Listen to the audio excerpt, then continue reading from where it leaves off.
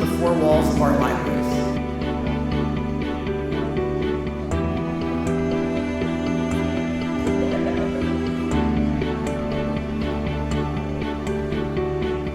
There's somebody out there who's not.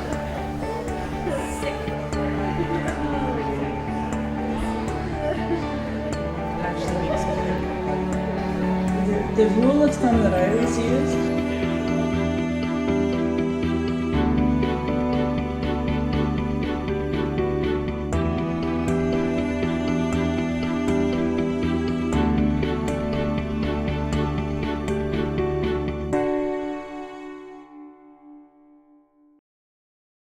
Good morning, everyone. When I first agreed to do this, I was figuring I was going to be on a panel, so it's nice seeing everybody. It's been a long couple of years. Presenting online is definitely not the same. So thank you guys for all coming. And she mentioned that we have our library collection of things. Those 3 tables is where you'll find the items, and I'll be over there later if you have some questions about some of the specifics. So there's been many changes in the library since the start of my career. Gopher, if I say gopher, you're probably thinking of an animal, but gopher was how we accessed what's now known as the World Wide Web when I first started in librarianship. DOS was how we accessed the library catalog, and searches were more difficult. Bibliographic records, for those who catalog, came from a disk, not from the internet. Collections had records, cassettes, books, huge reference collections. Microfilm and microfiche were consulted regularly. Things have really changed. A lot of that has been digitized. Craft ideas were created by sharing with each other directly, whereas now we have listservs and conferences such as this. No public computers. Photocopying was at an all-time high when I first started, as many items couldn't be checked out. They were either in reference or they were in such high demand. So people these days are saying libraries are irrelevant, but that is not so. We continue to adapt and change with the needs of our communities and with the ever-changing technological advances.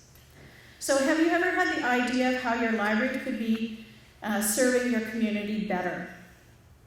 Would you start a seed library, a musical instrument lending library, or loan out cake pans? Some of the things that libraries need to think about before moving to add these collections is, do you have the space for it? Where do you obtain the funds? Do you have room in your current budget? Look to see what's offered in the community. And how can you find out some of these? What's going on in your community? Explore your community. In fact, I have my staff at every staff meeting to come back and present on one organization or group in our community, so that way all our staff are on the same page and know what's going on in the community and what's already available. Some of you are already part of interagency groups. If there's one in your community, join it. That way you can find out what's going on for activities, and we've talked about partnerships yesterday at the managers meeting and some of the trainings in the afternoon. That's the best way of finding partnerships. For us, when we expanded to add our musical instrument lending library, we sent out a very short survey, and it was strictly on social media. You're probably thinking, well, why didn't you do a paper survey? Well, we wanted to reach the people that were not necessarily coming into our libraries to see what they like to see added to our collection and increase our membership. You're probably wondering, well, I've never been to Lac La Biche, so what collections do you have that are non-traditional? We have what's called educator kits. So this is a component of books, manipulatives, maybe puppets, and they're all put together by my staff. In fact, Cynthia has done a fantastic job putting these kits together. They all go in a bag, they get signed out, and they're in high demand with our teachers, because we actually offer what's called box loan and educators cards, and we actually put stuff together for the teachers and deliver it to the schools. We moved then into video games and consoles. So the main console that we have that's circulating is Nintendo Switch, and I think we're now up to 4 Switches that go out, 2 regular and 2 light. We do have 3D printing, but that is not for loan, and it's not accessible by the public. It's the staff that actually do the printing. Some of you who have done 3D printing know that some of the prints can be 9+ hours, so we have to make sure that we have enough opening hours to make sure that the print performs the way it should. Board games was the next area that we expanded into. Board games, I don't know if you've gone to the game store, and I know there's a nice store in St. Paul if you haven't checked it out. It's the Sunshine Hobby and Game Store, and that's where I've been getting a lot of my games, and they can provide some assistance and some recommendations on where to start with your collection. There's some games out there that are $150 just for one game. So families that want to try the game, that's a huge barrier if they don't have $150, and then they play the game once, they don't like it, then what do? Then we moved into tablets and iPads, and then our bowl center, which we're attached, our main branch is attached to, has activity passes. So we have adult and family activity passes that can be checked out and utilized at the pool, the bowl center, as well as the Pomondon Arena. So that gives the family access to those facilities, especially when they are unable to purchase their own membership.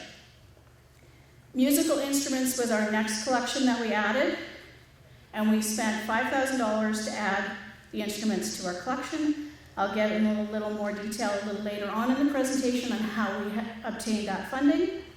You'll see we have a telescope. We actually have 5 telescopes in our collection, 2 beginner, 2 intermediate, and 1 heavy-duty advanced one. I will state it's not quite as advanced as the one in Bonnieville. I'm a little jealous.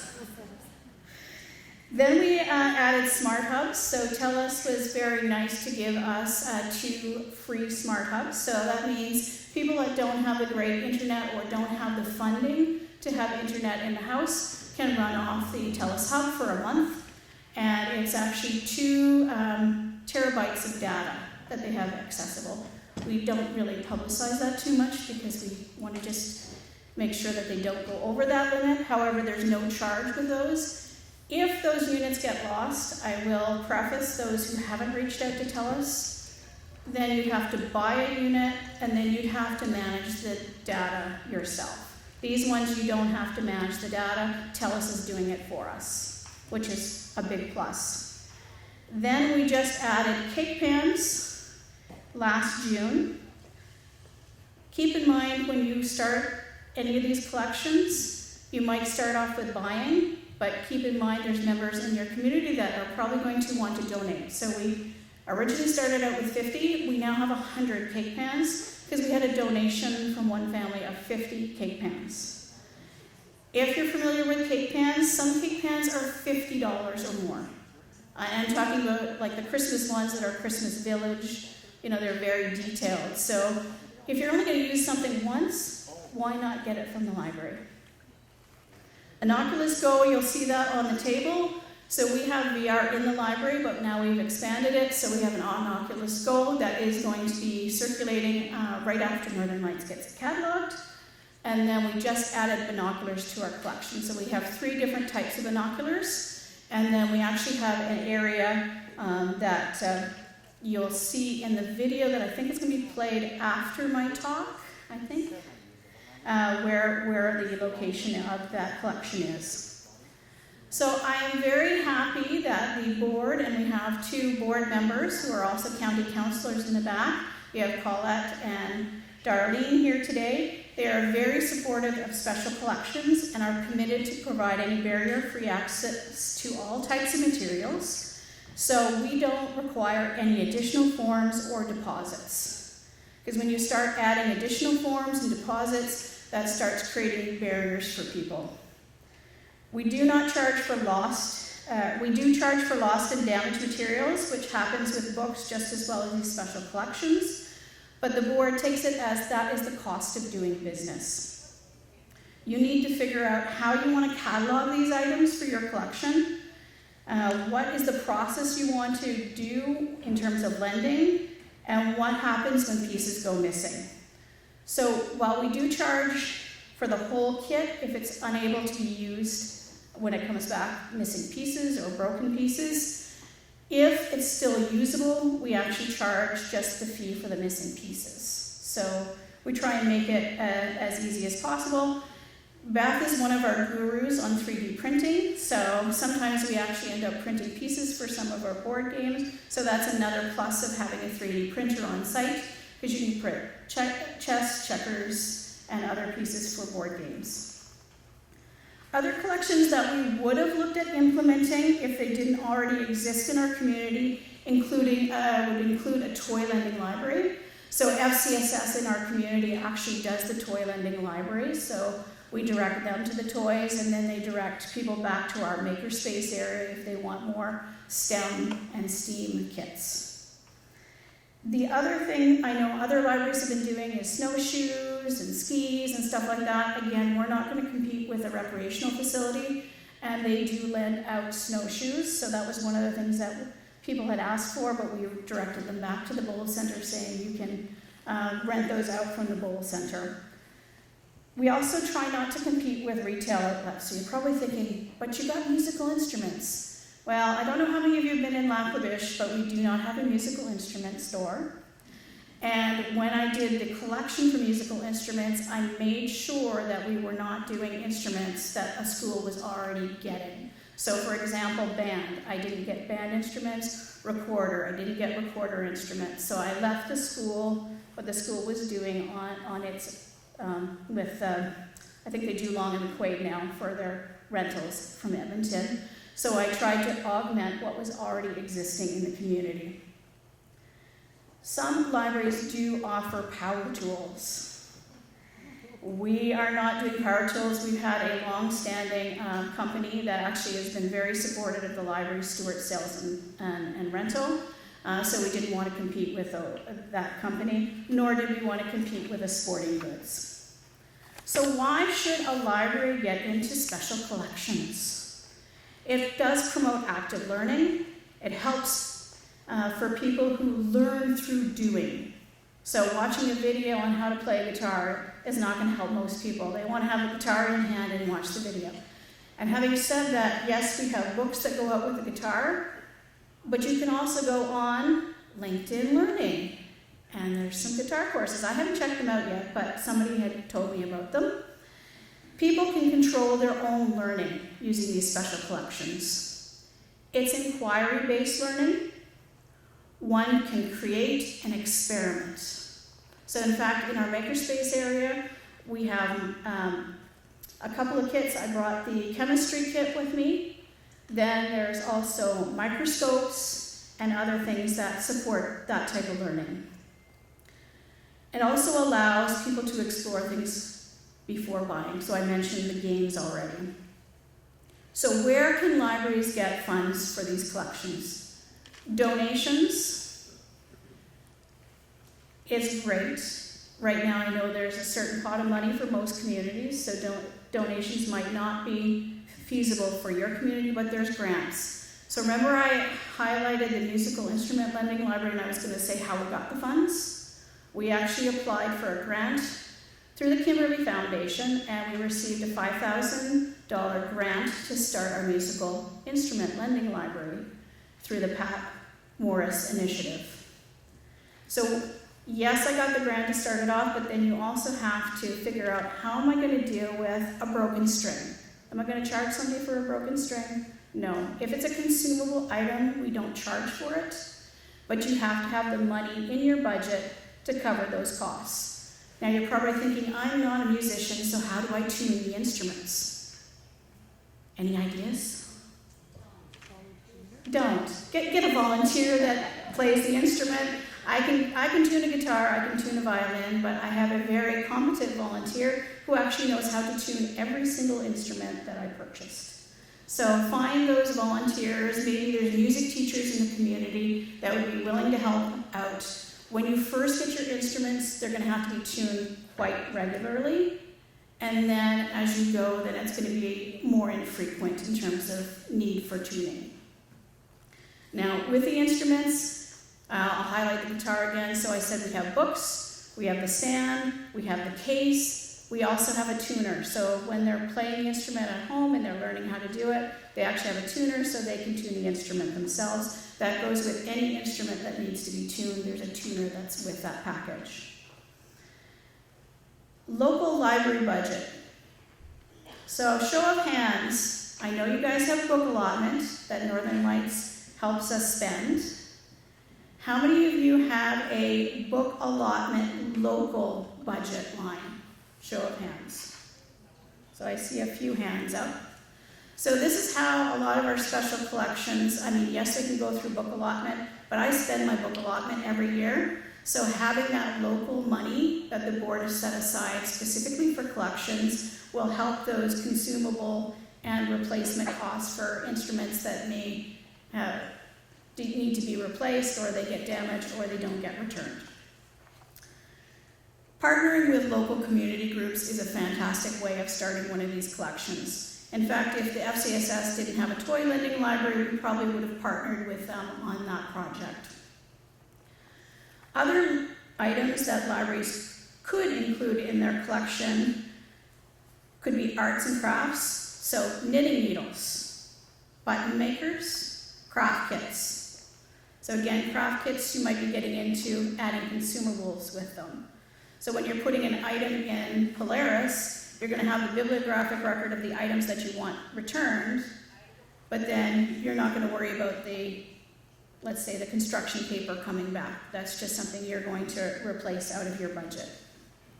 AV equipment. In fact, we do have cameras, we don't have projectors, and we do have video camera as well in our collection. Camping gear or outdoor gear. Some libraries loan out tents, snowshoes, and even fishing rods. Costumes. Have you ever thought of costumes? Theatrical, dance. What about Halloween? Clothing. There's some libraries in the States that loan out ties, prom dresses, and other professional attire. So that helps the people that are looking for a job and they don't have that money to go go to their interview smartly dressed. What about electronics and technology? Well, we already talked about tablets, but you can do headphones and smart hubs. As well as, on my table over there, I have an Echo Dot. I have it in my collection for two reasons. So people can try the Echo Dot, and two, it works with the accessibility products that we have through NELS and CLL. Exercise equipment. So this could be weights, resistant bands, or pedometers. And I think most libraries, we got pedometers at one point, so you might have to look around your library if you're newer to find where they put them. But they were to circulate to your library members. Health and wellness equipment. One library in the States actually loans out blood pressure cuffs. I found that very, very unusual. Now, household items. What if you want to try a Roomba? In other words, one of those vacuum cleaners. There's libraries in the States that rent those out, as well as label makers. And you're probably, why would that be in like household items? Well, you can label all your bins, you can label your bags that are going in the freezer, and the energy use meter, most libraries received those a few years ago. I do have an example on the table, so if you're wondering what one of those looks like, you can check that out as well. Kitchen gadgets. Have you ever thought about cooking stuff? Rice cooker, air fryer, ice cream maker. You could loan all those out. Power tools. One of the things that we're not interested in adding to our collection, because I'm going to preface power tools. Power tools, you should have liability waivers, because there is a chance of something happening when you're using those power tools. But you could do screwdrivers, circular saws, and toolboxes. Sewing supplies and equipment. Not many people have sewing machines necessarily in their house unless they're using it on a regular basis. So what if you wanted to just make one thing? You could go to your library and then rent the sewing machine. What about fabric patterns? Toys. You could have bikes, sensory bins, and by the way, sensory bins, you can make them from scratch. Very inexpensive. And scooters. So that's just some of the things that you can think about adding to your collection. Again, it is going to be based on the needs of your community. Thank you very much.